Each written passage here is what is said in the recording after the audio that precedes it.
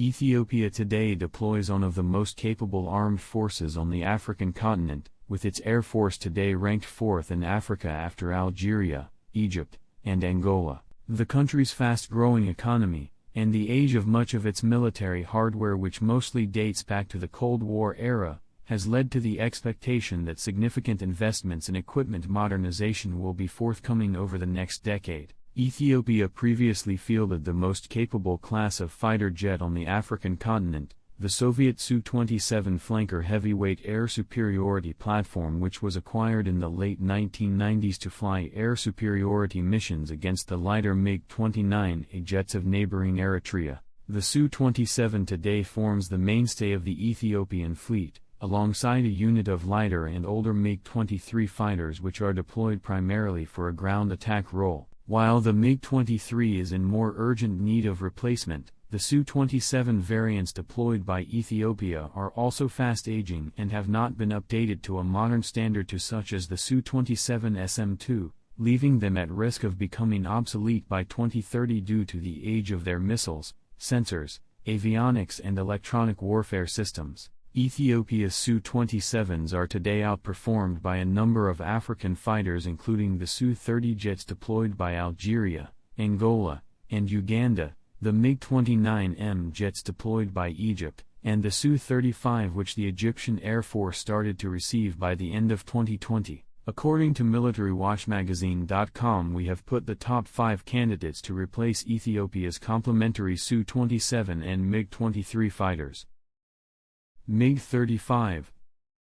The MiG-35 4++ generation medium fighter first entered service in the Russian Air Force in July 2019, and was developed primarily for the export market to succeed MiG-21, MiG-23 and MiG-29 fighters in the fleets of a number of export clients. The aircraft could provide a highly potent replacement for the MiG-23 jets currently in Ethiopian service, and are more sophisticated than any other aircraft on the African continent today. The aircraft have a low operational cost, being much lighter than the Su-27 and lacking the MiG-23's complex variable swept wings, and will be able to operate highly capably in a strike role with advanced new standoff missiles types such as the Kh-58. It is not exaggeration to say that for a strike mission against well-defended positions, 1 or 2 MiG-35 fighters could be more useful than Ethiopia's entire MiG-23 fleet of around a dozen jets. The fighter is also highly capable in air-to-air combat, in many ways more so than the Su-27 and Su-30 despite being much smaller,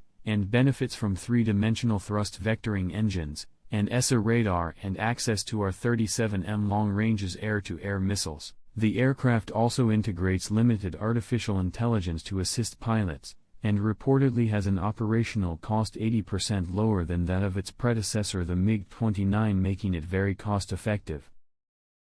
J-10C.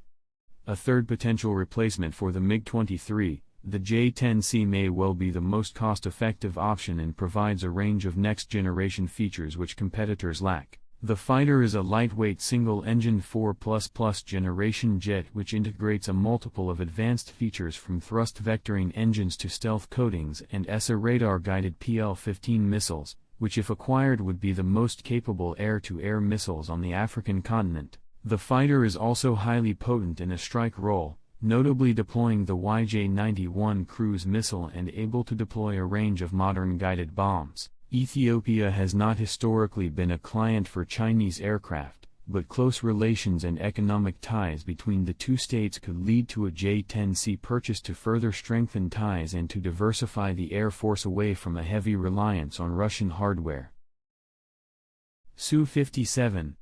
The Su-57 was designed as a direct successor to the Su-27 and Su-30 for both the Russian Air Force and for export clients, with a number of Su-27 operators such as Vietnam, China, India and Algeria all showing interest in and expected to eventually place orders for the fighter. Although currently considered a fifth-generation fighter, the Su-57 integrates a wide range of features not found on any other fifth-generation aircraft, ranging from laser defense systems to cheek and rear-mounted radars. The fighter is currently being used as a testbed for a range of sixth-generation technologies, and will likely be available for purchase off the shelf as a sixth-generation fighter sometime in the late 2020s or early 2030s. While the fighter's heavy weight means it will have a high operational cost, this may not be much higher than that of the early Su-27 variants Ethiopia currently deploys, which were built using much less sophisticated techniques,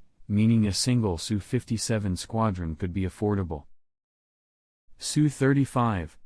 As a replacement for the Su-27, the Su-35 4++ generation jet represents a cheaper alternative to the Su-57, although its design is far less revolutionary and has less room to incorporate upgrades over its lifetime. The Su-35 is directly based on the Su-27's airframe design, but entered service 29 years later, benefiting from the latest advances in engine, composite material, sensor and electronic warfare technologies. Should the Su-35 be purchased in the latter half of the 2020s, it is likely the fighter will boast considerably superior capabilities to those of Su-35s in production today, including USAR radars and more advanced armaments and electronic warfare systems. Although the Su-57 is arguably the more cost-effective option, the Su-35 would also represent a major advance for Ethiopia's aerial warfare capabilities and an aircraft which it would be relatively easy to transition to from the Su-27. Rafale. On July 22, 2019, Ethiopian Prime Minister Dr. Abiy Ahmed sent a letter to French President Emmanuel Macron asking France to help strengthen the Ethiopian Air Force by providing a sophisticated arsenal of weapons, which includes the French fighter aircraft Rafale. The Rafale is a twin-jet fighter aircraft able to operate from both an aircraft carrier and a shore base. The fully versatile Rafale is able to carry out all combat aviation missions, air superiority and air defense, close air support, in-depth strikes, reconnaissance, anti-ship strikes and nuclear deterrence. The Rafale entered service with the French Navy in 2004 and with the French Air Force in 2006. With more than 30,000 flight hours in operations, it has proven its worth in combat in Afghanistan, Libya, Mali, Iraq, and Syria. The Rafale was ordered by Egypt, Qatar, India and Ethiopia.